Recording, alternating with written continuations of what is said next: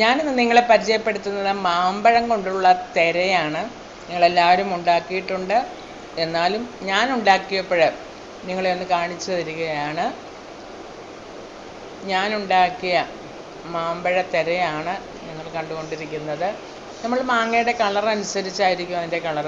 ഇത് നമ്മൾ മുറിച്ച് കഴിയുമ്പോഴൊരു മഞ്ഞ കളറുള്ള മാങ്ങയാണ്, അതുകൊണ്ടാണ് മഞ്ഞ കളർ.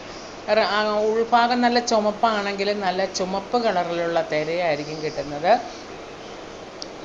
കണ്ടോ, നമുക്ക് ഏത് ഷേപ്പിൽ വേണമെങ്കിലും അതിങ്ങനെ മുറിച്ച് നമുക്ക് സൂക്ഷിച്ച് വെച്ച് മാമ്പഴമില്ലാത്ത സമയത്തൊക്കെ നമുക്ക് മാമ്പഴത്തിൻ്റെ ടേസ്റ്റിൽ കഴിക്കുവാനായിട്ട് സാധിക്കും. അതിനായിട്ട് ഞാൻ ഇത്രയും മാമ്പഴം എടുത്തിട്ടുണ്ട്.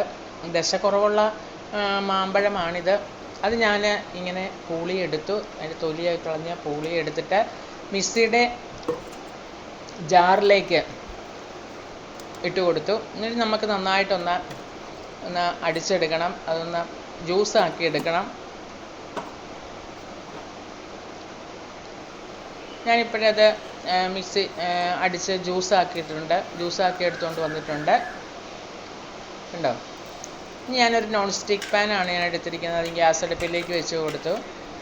എന്നിട്ട് ഞാൻ അടിച്ച ആ മാമ്പഴ ജ്യൂസ് അതിലേക്ക് ഇട്ട് കൊടുത്തു. ഗ്യാസ് ഓൺ ചെയ്തു. ഞാൻ നമുക്ക് നന്നായിട്ടൊന്ന് ഇളക്കി കൊടുത്തിട്ട് അതിലെ വെള്ളം ഒന്ന് വറ്റിച്ചെടുക്കണം, ഒന്ന് ഡ്രൈ ആക്കി എടുക്കണം. അതിന് വേണ്ടിയിട്ടാണ് നമ്മളൊന്ന് അടുപ്പയിലേക്ക് വെച്ച് ഒന്ന് ഇളക്കിക്കൊണ്ടിരിക്കുക. ഇളക്കി അതൊന്ന് ഡ്രൈ ആക്കി എടുക്കുക. ഞാൻ അതിലേക്ക് ഒരു ടേസ്റ്റിന് വേണ്ടിയിട്ട് കുറച്ച് ഏലക്ക ചതച്ചത്, ഏലക്കയുടെ കുരു തൊണ്ട് കളഞ്ഞ് ഏലക്കയുടെ കുരു ചതച്ചത് ഒരു 1/4 ടീസ്പൂൺ ഇട്ട് കൊടുത്തിട്ടുണ്ട്. ഇനി ഒരു ചെറിയൊരു പുളിയൊക്കെ വേണമെങ്കിൽ ഒരു നാരങ്ങയുടെ പകുതി പിഴിഞ്ഞൊഴിക്കുന്നത് നല്ലതാണ്. അതുപോലെ നിങ്ങൾക്ക് മധുരം, ഇത് നല്ല മധുരമുള്ള മാങ്ങയായത് കാരണം ഞാൻ മധുരം ചേർത്തിട്ടില്ല. മധുരം ചേർക്കാതെ തന്നെ നല്ല മധുരമുണ്ട്, അതുകൊണ്ട് തന്നെ ഞാൻ മധുരം ഇതിലിട്ടിട്ടില്ല. മധുരം കുറവുള്ള മാങ്ങയാണെങ്കിൽ ഒരു 1/4 കപ്പോ അല്ലെങ്കിൽ മധുരത്തിനനുസരിച്ച് മധുരം ചേർക്കാവുന്നതാണ്. ഞാൻ ഇതിനകത്ത് മധുരവും ചേർത്തിട്ടില്ല, അതുപോലെ തന്നെ നാരങ്ങാനീരും ചേർത്തിട്ടില്ല. എന്താണെന്ന് വെച്ചാൽ ചെറിയ ഒരു പുളിപ്പ് ഉള്ള മാങ്ങയും കൂടി ഞാൻ ഇട്ടിട്ടുണ്ട്.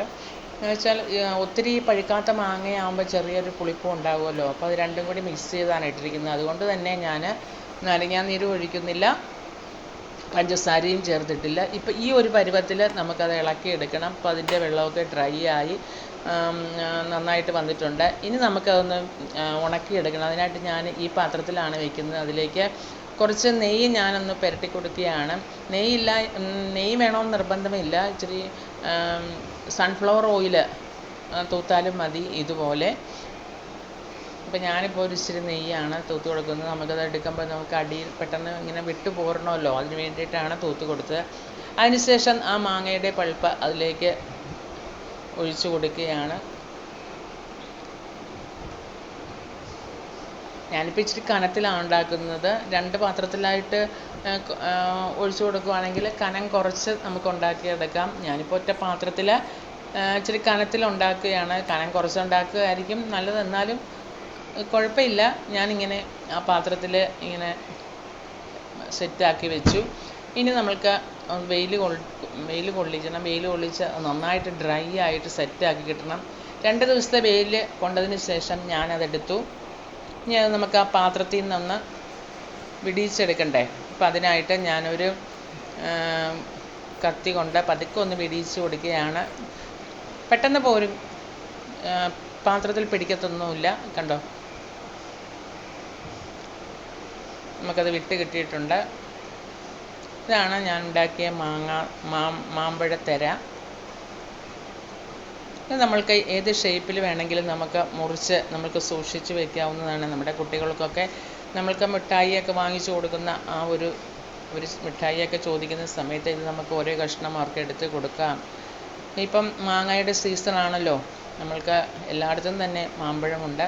അപ്പം മാമ്പഴം ഇതുപോലെ നമുക്ക് തിരയാക്കി നമുക്ക് സൂക്ഷിച്ച് വയ്ക്കാം. എന്നിട്ട് മാമ്പഴം കിട്ടാത്ത സമയങ്ങളിൽ നമുക്ക് ആ മാമ്പഴത്തിൻ്റെ ടേസ്റ്റ് നമുക്ക് ആസ്വദിക്കാനായിട്ട് ഇതുപോലെ തിരയുണ്ടാക്കി വയ്ക്കുകയാണെങ്കിൽ വളരെ നല്ലതാണ്. നമുക്ക് ഏത് ഷേപ്പിൽ വേണമെങ്കിലും നമുക്കതങ്ങ് മുറിച്ചെടുത്ത് നമുക്ക് സൂക്ഷിച്ച് വയ്ക്കാവുന്നതാണ്. എത്ര നാൾ വേണമെങ്കിലും നമുക്കത് സൂക്ഷിച്ച് വെച്ച് നമ്മൾക്കത് കഴിക്കാവുന്നതാണ്. ഇനി ഭക്ഷണമൊക്കെ കഴിച്ച് കഴിഞ്ഞ് ചെറുതൊരു മധുരം ആസ്വദിക്കുന്നവർക്ക് ഇത് മുറിച്ച് ഓരോ കഷ്ണങ്ങളാക്കി ചെറിയ ചെറിയ കഷ്ണങ്ങളാക്കി വെച്ച് കഴിക്കുകയാണെങ്കിൽ മാമ്പഴത്തിൻ്റെ മണം കേട്ടിട്ട് കൊണ്ട് തന്നെ ഈച്ചകളൊക്കെ വരാൻ തുടങ്ങി. മാമ്പഴക്കാലത്ത് ചക്ക മാങ്ങയുടെയൊക്കെ ആ ഒരു സമയത്താണല്ലോ ഈച്ചയൊക്കെ നമ്മുടെ വീട്ടിൽ കൂടുതലുണ്ടാകുന്നത്. അങ്ങനെ ഞാനതെല്ലാം മുറിച്ച് പല ഷേപ്പിലാക്കി മുറിച്ച് എടുത്തു. കണ്ടോ, വളരെ ടേസ്റ്റാണ്. നിങ്ങൾ കഴിച്ചിട്ടുണ്ടെന്ന് അറിയാം. കഴിക്കാത്തവരൊന്ന് ഉണ്ടാക്കി നോക്കണം കേട്ടോ, വളരെ ടേസ്റ്റാണ്. നിങ്ങൾക്ക് വീഡിയോ ഇഷ്ടപ്പെട്ടെങ്കിൽ ലൈക്ക് ചെയ്യണം, ഷെയർ ചെയ്യണം, സബ്സ്ക്രൈബ് ചെയ്യണം. Okay, bye bye, thank you.